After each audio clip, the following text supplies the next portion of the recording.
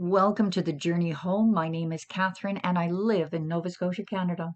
The following is a oracle reading for you, cards that I pulled that I will read fully from and without advertisement. Please subscribe, hit the like, and enjoy your reading. This card pulled for you is from the Faeries Oracle by Brian Froud. Card number 8, the Singer of Courage. Bravery, sublimation of fear, moral strength. Someone once said that courage is not the absence of fear, but that which enables us to experience fear and not be stopped by it. It is also what enables us to do what we believe to be right, even when there is pressure from others around us to do otherwise. It is what enables us to go ahead into the unknown of the perilous, where there are no guarantees of safety or security. In our lives, we are often, even constantly, confronted with a new world, a new way of being in the world, a new way of seeing and of being seen. Ordinary living takes courage, and to rise above the ordinary into the extraordinary takes even more courage. One of the keys to courage is to consider the fear and find a way to let the energy of the fear itself power the action. That is true courage. Often people think of courage as being part of high heroism. It is, but it is also has its quiet, hidden side as well. And that may require greater courage because we cannot expect the rewards of praise and approval for it. For example, no courage is needed to be unhappy and self-pitying. We do not need to be self-disciplined or wise for that. However, to open our hearts to the risks and vulnerability of joy and trust requires all of those things, especially courage. Within each of us, there is the terrified inner mouse, and there is the brave inner hero. Either part of us can take over from the other. Either part of us can take over from the other. We get to choose which is in our charge. The mouse is a magician with only one trick. It can cast an illusion that is big as an elephant. Then fear nearly overwhelms us. But we still have choice.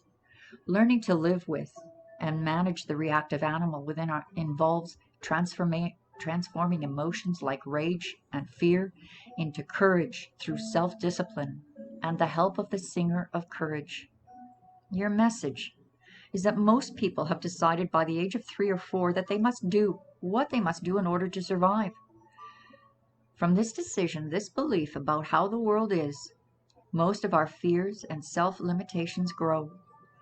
Have we the courage to discover and break through these limiting beliefs, awaken to greater possibilities, and go for our objectives? We need to transcend our fears and accept the gift of courage. As a warning, when the song of courage has grown faint and we feel overcome by fear and self-doubt, the questions we need to ask ourselves begin with, what am I really afraid of?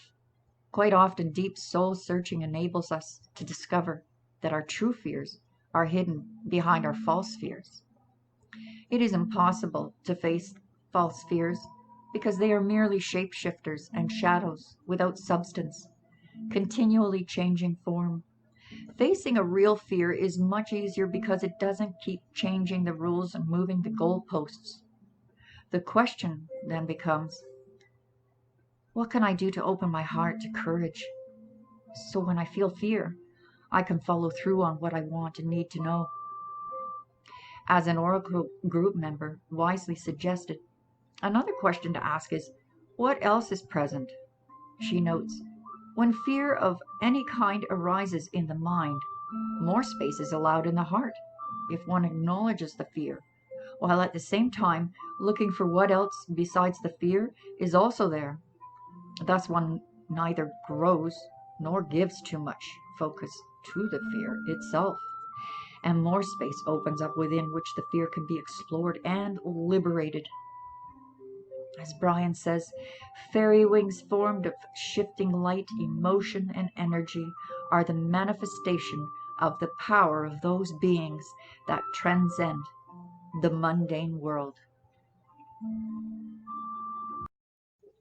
Before I read the second card for you, just a reminder to please hit the like and help me beat those algorithms. For every like that you give me is potentially 1,000 suggestions and recommendations on YouTube. Thank you and God bless. Enjoy the rest of the reading.